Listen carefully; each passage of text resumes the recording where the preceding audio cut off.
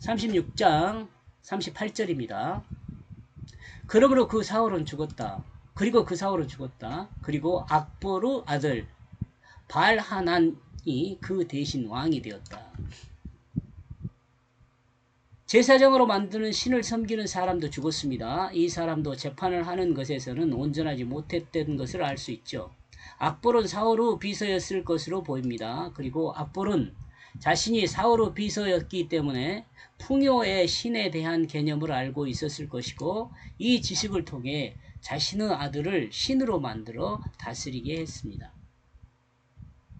사실 바알은 주, 소유자를 말하지만 또한 신을 말하기도 합니다. 에돔의 처음 왕들은 어떻게 하면 왕으로 공평을 세울 것인가에 관심이 있었습니다.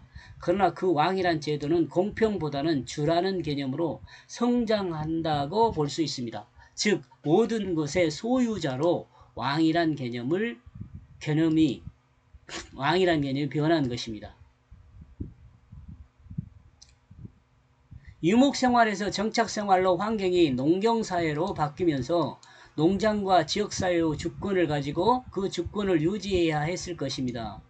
그리고 각각의 주권을 위해 처음 시작은 같은 가족으로 싸움보다는 재판을 통해 공평을 유지했을 것입니다. 그러나 가족의 확장과 족장의 확장과 사회 확장으로 각각의 관계가 복잡해지면서 서로 멀어지는 결과에 직면하게 되어 왕이라는 제도가 공정과 평등을 위한 재판을 했을 것입니다.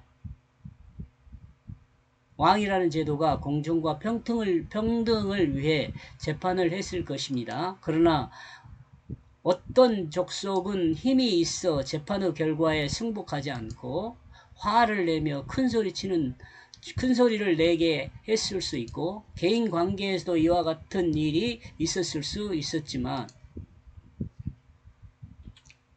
농경사회에서 물을 차지하기 위해 싸움도 있었을 수 있습니다. 또한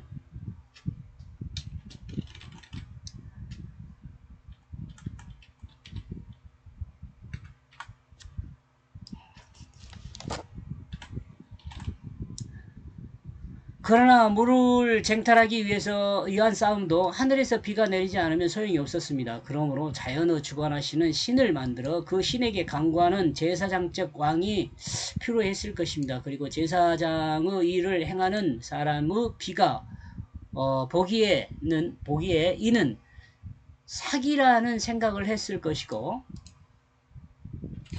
사기란 말, 거짓이란 말이에요.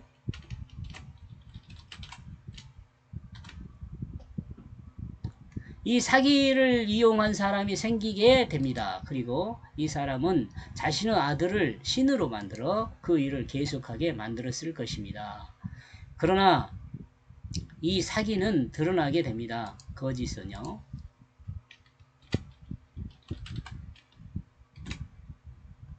그러므로 역시 우상도 죽게 됩니다.